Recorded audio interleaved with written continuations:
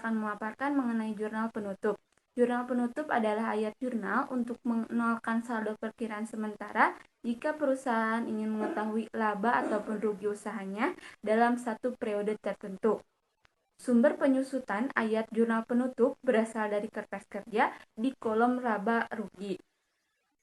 Akun-akun pendapatan, beban, PRIPE adalah akun sementara atau akun nominal yang digunakan untuk mengklasifikasikan dan mengikhtisarkan perubahan-perubahan yang terjadi pada akun modal selama suatu periode akuntansi. Menurut Revisi Akuntansi Suatu Pengantar, Sumarno SR tahun 2016 halaman 134. Adapun kunci dalam penyelesaiannya ada step 1, memindahkan akun saldo normal ke lawannya, misalnya yang normalnya biasa ditulis di debit, catatlah di kredit. Seperti akun pendapatan biasanya ditulis di kredit, tulislah di debit. Step kedua, isi saldo normal dengan akun penutup. Sekian dari saya, terima kasih. Di sini saya akan menjelaskan tentang fungsi dan tujuan jurnal penutup. Fungsi jurnal penutup adalah di setiap periode akuntansi akhir, perusahaan membuat closing entries sesudah menyusun laporan keuangan.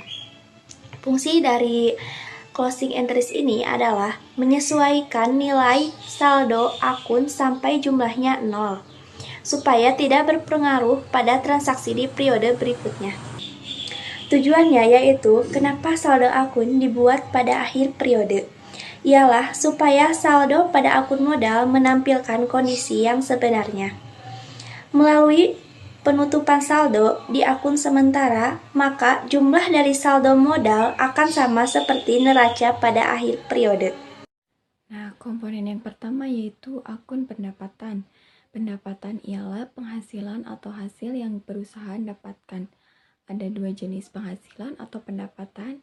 Yang pertama, pendapatan usaha sebagai pendapatan yang berkaitan langsung dengan aktivitas usaha perusahaan. Yang kedua, pendapatan yang berasal dari luar usaha sebagai pendapatan di luar atau yang tidak langsung berhubungan dengan aktivitas usaha. Nah, biasanya pendapatan yang langsung berkaitan dengan aktivitas usaha perusahaan dapat diperoleh berdasarkan sewa gedung, penjualan mesin, dan lain sebagainya. Semua penghasilan tersebut selanjutnya dicatat di buku besar pada akun pendapatan.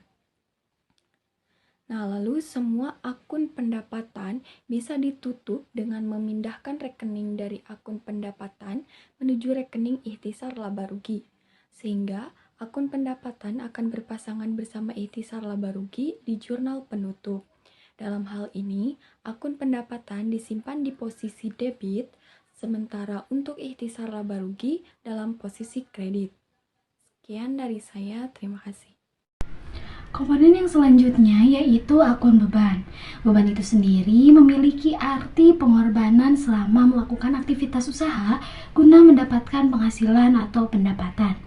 Terdapat dua macam akun beban, antara lain beban usaha sebagai pengorbanan langsung dalam aktivitas usaha maupun beban yang lain sebagai beban yang sama sekali tidak berkaitan dengan aktivitas usaha.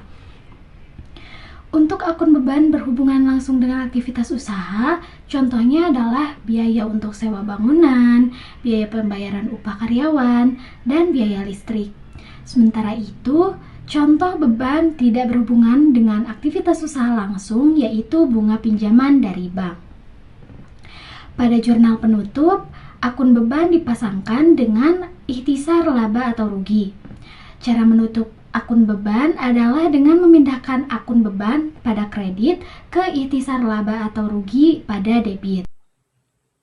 Komponen selanjutnya yaitu akun Thrive. Akun Thrive digunakan untuk mencatat pengeluaran dari pribadi pemilik perusahaan. Akun Thrive biasanya hanya terdapat pada perusahaan kecil.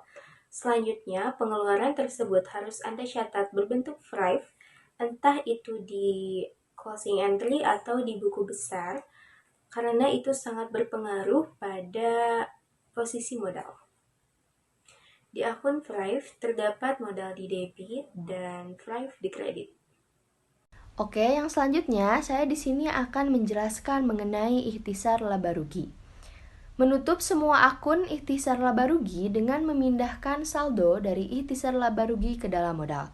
Nah, pencatatan laba rugi ini berkaitan dengan modal. Di sini terdapat dua kondisi, yaitu ketika rugi dan laba. Maksudnya, jika perusahaan mengalami laba atau mendapatkan laba, keuntungan, maka akun ikhtisar laba rugi ini akan dituliskan di sebelah debit dan akun modal akan dituliskan di sebelah kredit.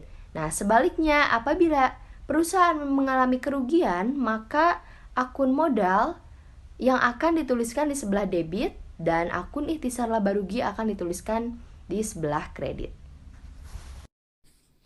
Baik, langsung saja kita ke sebuah contoh soal dari jurnal penutup ini. Diketahui ada sebuah PT XYZ yang memperoleh pendapatan per 31 Desember 2021 senilai 150 juta rupiah. Selanjutnya, ada beberapa biaya yang telah perusahaan ini keluarkan, antara lain yaitu ada biaya perlengkapan senilai 10 juta rupiah, kemudian ada biaya upah dan gaji 15 juta rupiah, kemudian ada beban bunga 2 juta rupiah, ada biaya penyusutan bangunan 5 juta rupiah, ada juga biaya penyusutan perlengkapan 2 juta rupiah, sementara nilai dari laba ditahan ini senilai 40 juta rupiah, juga serta dividennya 30 juta rupiah. Kenapa ini ada laba ditahan dan juga dividen? Karena perusahaan ini merupakan perusahaan yang didirikan oleh beberapa investor yang memberikan modalnya ke dalam suatu perusahaan ini. Jadi ini ada beberapa pemegang sahamnya atau pemegang modalnya yang memberikan kontribusinya untuk mendirikan sebuah PT ini. Maka nantinya labanya ini ditahan ini karena akan dibagikan kepada beberapa pemegang modal yang memberikan modal tersebut gitu maksudnya. Nah, berikut contoh pembuatan laporan closing entry sesuai informasi kasus di atas. Dilihat ada beberapa tabel dari PT XYZ ini. Melalui pembuatan jurnal di atas, maka berakhirlah pencatatan transaksi dari PT XYZ ini berdasarkan contoh. Dapat dilihat bahwa akun yang membutuhkan jurnal penutup ialah akun beban, pendapatan, akun dividen, akun ikhtisar laba atau rugi, dan juga akun freight. Nah, bisa dilihat dalam nama-nama akun ini per 31 Desember, yang pertama yaitu akun pendapatan. Akun pendapatan ini dimasukkan kepada akun pendapatan di debit senilai 150 juta rupiah, kepada ikhtisar laba rugi di kredit 150 juta rupiah. Jadi sudah dijelaskan dalam beberapa akun-akun nominal ini yang menjadi jurnal penutup. Tentunya pada akun pendapatan di debit, ikhtisar laba atau ruginya di kredit. Kemudian ini masuk ke akun beban, di mana ikhtisar laba atau ruginya bisa dilihat. Ikhtisar laba ruginya itu di debit senilai 44 juta rupiah. Kemudian ada beban-beban, biaya upah dan gaji itu di kredit senilai 15 juta rupiah, biaya perlengkapan 10 juta rupiah, biaya penyusutan perlengkapan 2 juta rupiah, biaya penyusutan gedung 5 juta rupiah, dan juga beban bunganya 2 juta rupiah. Maka ini akan ditotalkan sama dengan ikhtisar laba ruginya senilai 44 juta rupiah. Nah, jadi kalau di akun beban ini ikhtisar laba ruginya di debit dan kemudian beban-bebannya ini di kredit. Kemudian ada akun pendapatan ya atau laba. Pendapatan laba ditahan ini ikhtisar laba ruginya di debit. Ini di debit senilai 40 juta rupiah, kemudian laba ditahannya juga 40 juta rupiah. Dan yang terakhir yaitu ikhtisar laba atau ruginya, ini laba ditahannya 30 juta di debit dan dividennya di kredit 30 juta rupiah. Kenapa laba ditahannya ini di debit? Karena perusahaan ini berhasil mendapatkan sebuah keuntungan dan ini tidak ada rugi ya. Ini dikatakan untung. Jadi laba ditahan yang diperolehnya itu di debit. Kalau suatu perusahaan terjadi kerugian, maka laba yang diperolehnya ini dituliskan di akun kredit gitu. Oke, melalui closing entry, semua akun nantinya dapat Anda kembalikan pada posisi 0. Oleh karena itu, siap memulai pencatatan serta pelaporan untuk laporan pembukaan perusahaan jasa, dagang, maupun perusahaan manufaktur di tahun selanjutnya. Dengan laporan jurnal penutup, maka Anda bisa menilai kinerja atau performa perusahaan selama waktu periode sebelumnya, serta memperhitungkan langkah selanjutnya. Oleh sebab itu, laporan tersebut harus dibuat secara tepat dan teliti. Mungkin itu saja sebuah penjelasan mengenai jurnal penutup dari pengertian sampai contohnya. Semoga kalian bisa mengerti, dan mohon maaf bila ada kata-kata yang kurang dimengerti dan ada kesalahan kata. Selamat menyaksikan. Assalamualaikum warahmatullahi wabarakatuh.